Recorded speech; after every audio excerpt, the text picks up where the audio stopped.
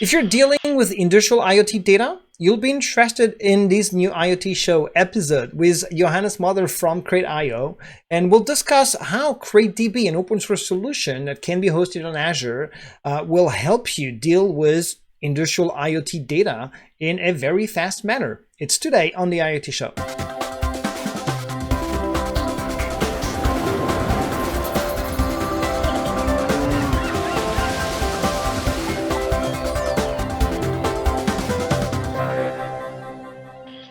Hi everyone, you're watching the IoT Show. I'm Olivier, your host, and today with Johannes from CrateIO, we'll discuss how CrateDB, an open source database solution, will help you, deal with industrial IoT data. Johannes, thanks for joining the show today. How are you? Hi, thanks for the invite. I'm really happy to be here and looking forward to a conversation.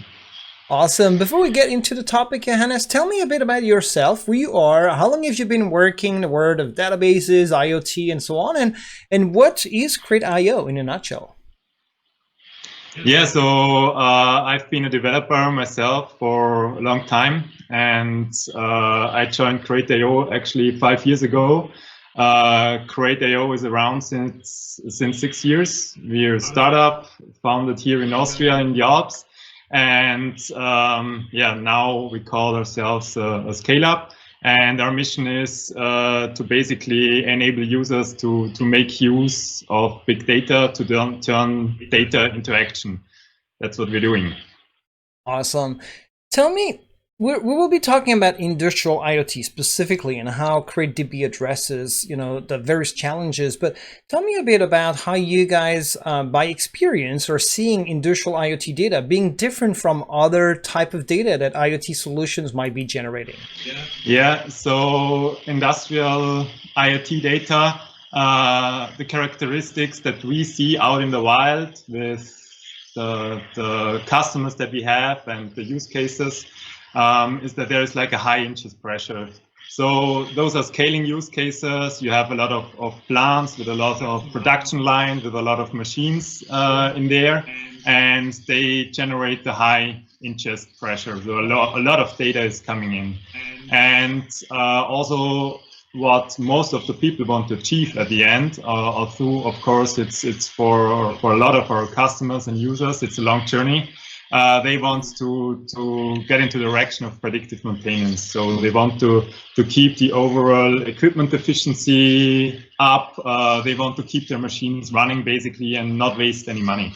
And so you need to create findings based on the data, on this high ingest pressure that is flowing in, like really fast. And so those are decisions which should happen as close to real time as possible. And like the third characteristics that we have, or that we see out there for industrial IoT, is that there is a lot of variety on the data itself. So you have all kinds of sensors. You want to combine the data itself with a lot of metadata, and so the data is not too streamlined. Also, a lot of companies are like going on the journey where they start off and they start collecting data, and the use case grows. So at the beginning, they might have only a small production line connected to the system. They are collecting only a small amount of data, maybe only some sensors, and then they identify more needs and they change their sensor setup and they add more specific sensors. The sensors generate more data. And so we often see use cases evolving over time. And we see the whole industry on a journey. And we will see where it will end up. I think there is a lot of cool stuff coming in the future, but that's how it looks at the moment from our experience. I see. So that's definitely like lots of different specificities. The one that really strikes me is that need to have analytics happen as fast as possible. You need to have answers like that, and a good example of that could be when you do analytics, for example, on a set of images to verify quality, right? You do quality inspection on electronics or something. You need to have an analytics on that image happen instantly, because things are just like passing by, and you cannot afford to have, you know, a very long round trip and then having a database query that takes forever. So how does CrateDB, which is a solution we'll talk more and more about during this little IoT show, how does CrateDB addresses these challenges that industrial IoT, you know, has, specificities of industrial IoT data? Yeah, so CrateDB basically has been looking at two worlds. So on the one hand, when CrateDB was founded 6 years ago, there has been the huge wave of NoSQL databases coming in, but still there was like the need for SQL to have like structures and to be able to write custom queries and everything.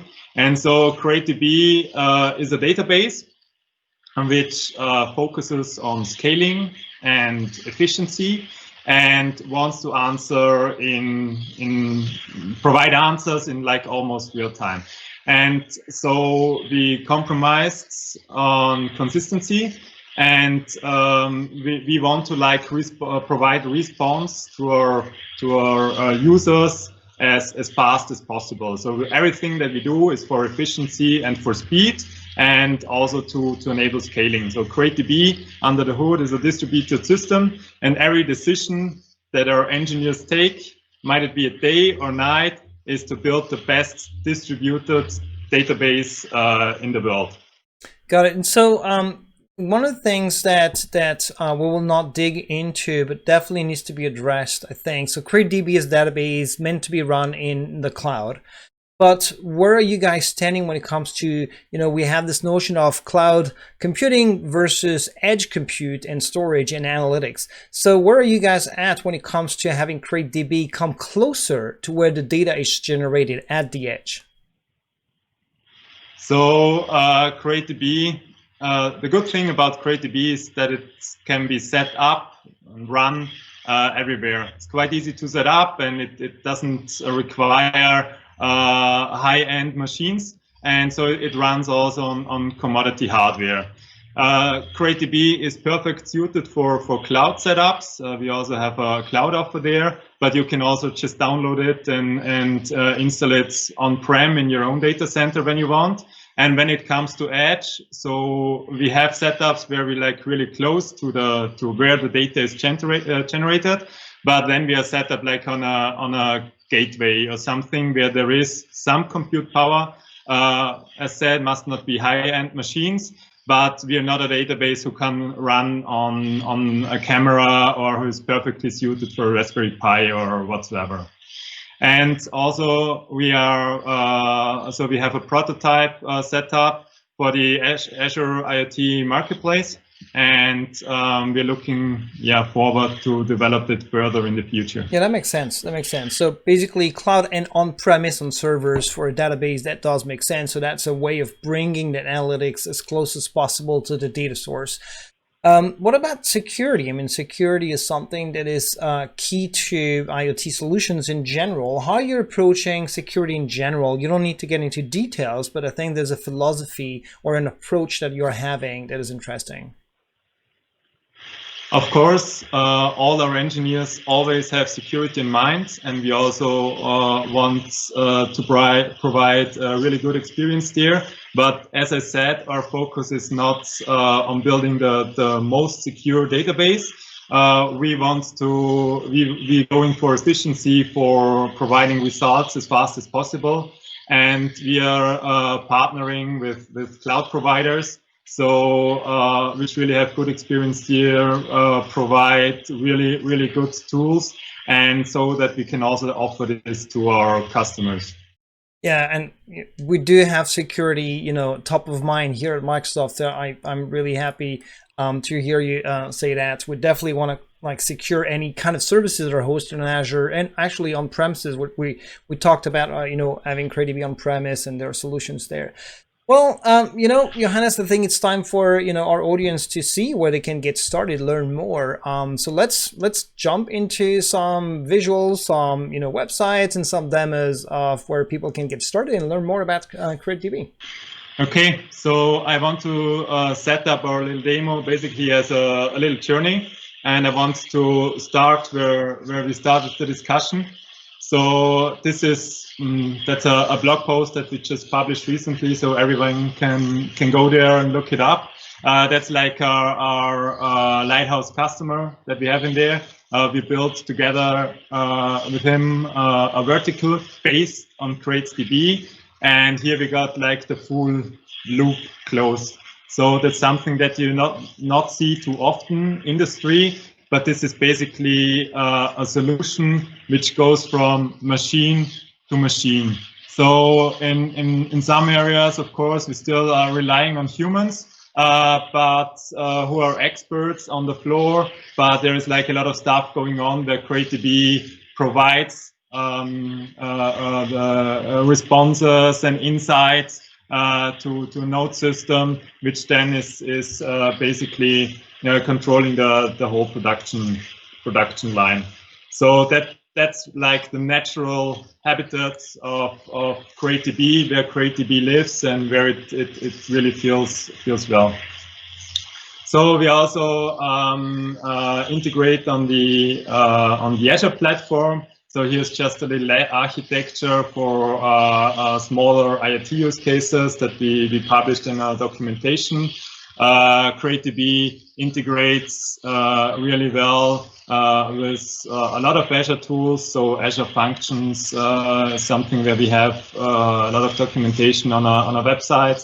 Power BI to visualize data, Azure Databricks, Azure ML through the Python and R implementations, Azure Logic apps.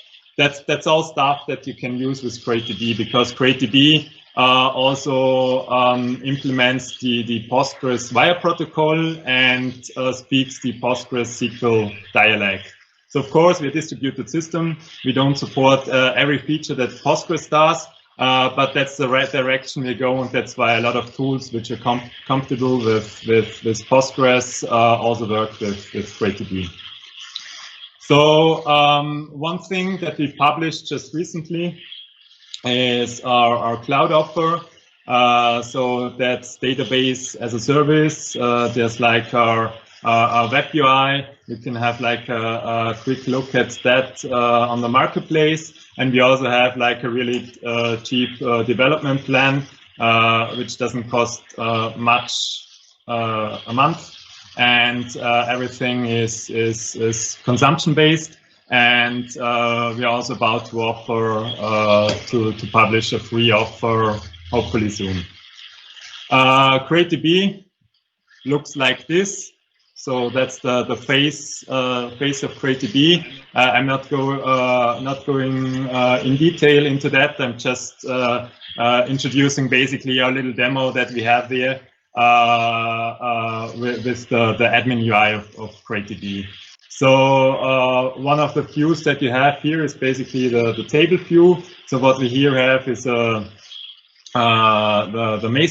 master data, and this is basically something that we often see out there. So we have some meta information about the setup of a plant, about the setup of the whole company, where the sensors reside. We see sensors being moved around within a plant or even in between plants, so they're not always at the same position. And one of the good things, we won't go too much into depth about this today, but CrateDB is like extending the time series, the industrial IoT use case, by also providing really good geospatial and full text capabilities. So that's like the one thing. That's the small table, which contains information about 100 plants. And here we have like the bigger thing. So it's yeah, I'd say a mid-sized cluster. We have 15 nodes here. So we see in our customer setup, we see much more out there. So there are bigger CrateDB clusters running. And here we have at the moment like 15 billion records ingested into that. That's one of the things, one of the setups that we use for internal benchmarking and for demos and such. And we have currently That's basically a Grafana dashboard based on Prometheus data, where you can see the current ingest flow. And currently, I think we have a couple of ingest instances running, which ingest around 130 to 140K of data per second. So that's the thing. I'm now gonna show some queries. So as said, CrateDB is a database, and that's also something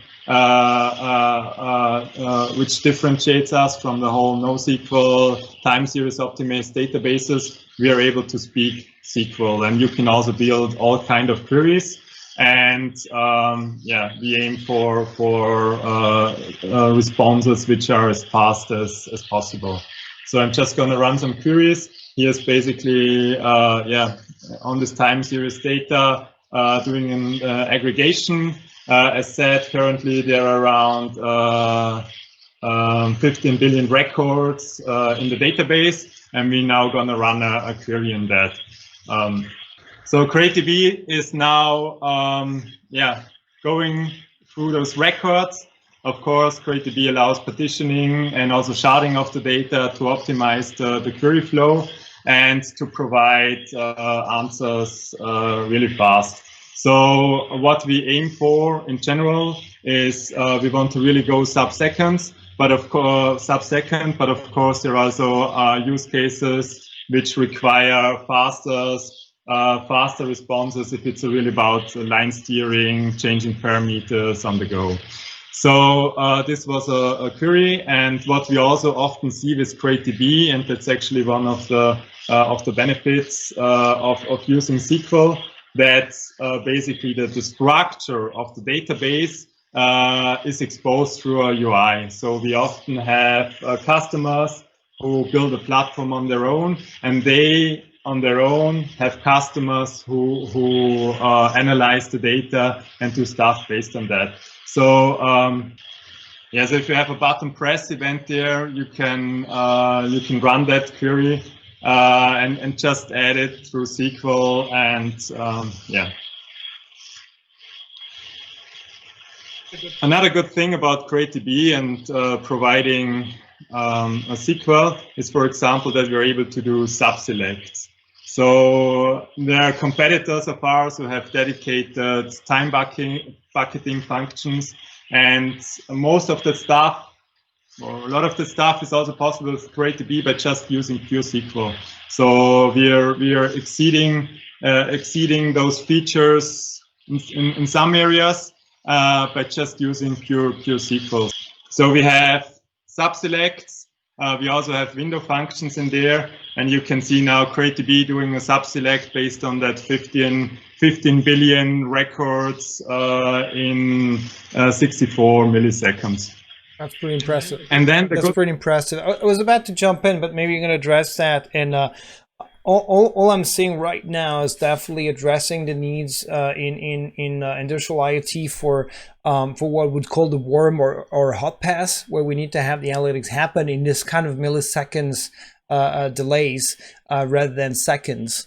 So I'm pretty impressed, and we'll go back a little bit in terms of the integration with the other services to see how you implement such a hot pass scenario using CrateDB. But there's also the notion that CrateDB can be used for what I would call the cold path, right? Where you can do analytics on a huge amount of data after the facts for doing, root cause analytics or things like that, correct? Yeah, so CrateDB now specializes not on the cold path, so that's something which is on our roadmap and will end up there at one point. But what we can do, so this is something which we see as the hot path. But we also allow like a lot of stuff for the warm path. So you can set up a CrateDB cluster as you want, and you can have nodes which have smaller memory, smaller storage attached to it, and have maybe more CPU and more memory. And then you have others where it is the other way around.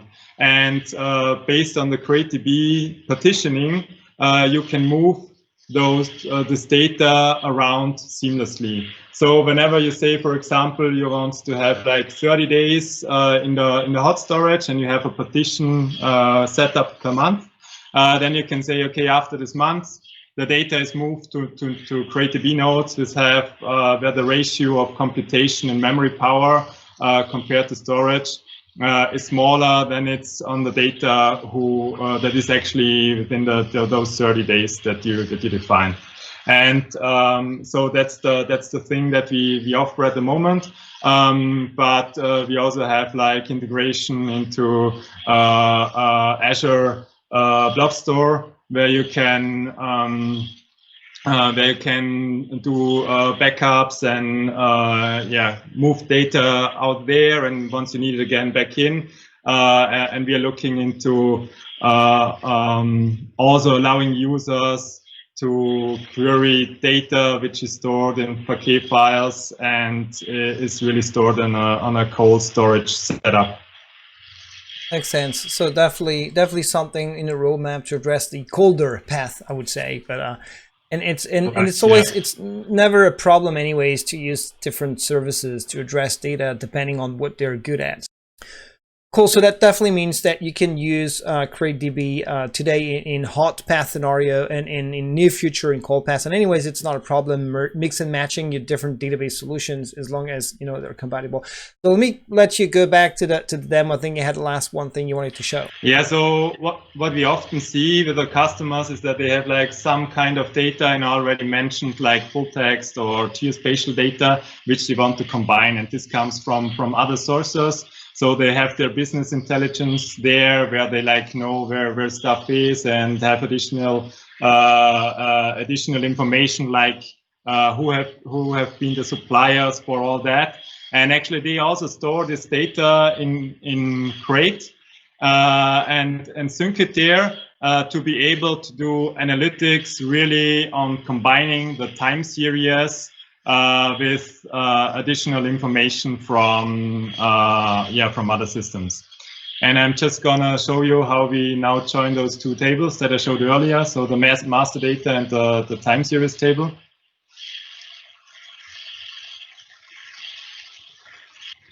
Yeah, and you can see this 15 billion records being joined with those hundreds records of metadata in sub-seconds. Of course, you won't join two huge tables, because at one point you will also see limits of the hardware that is there. But having a typical time series table combined with tables where you have additional data is totally fine, and something that we see our customers doing on a daily basis. Nice. This is actually pretty impressive performances. Because you're in a UI there, you sometimes had to double click or to refresh the cache. But like in a normal use case, the developer will be using the APIs and integrating that into an application. So here you really have the console that shows us how things are working and how you can develop. At the end of the day, you will integrate that with other services, right? And so you already started mentioning, you know, how the integration works on Azure, which is basically integrating with visualization services, but also the services like IoT Hub that ingest data, and then you can actually hook up that data into CrateDB pretty seamlessly. That's pretty impressive. CrateDB is open source, right? Can you tell me a bit about how the community is, like, vibrant, moving, contributors from the outside, and so on? Yeah, so we are open source since day one. We have some enterprise features which we sell along with the license, of course.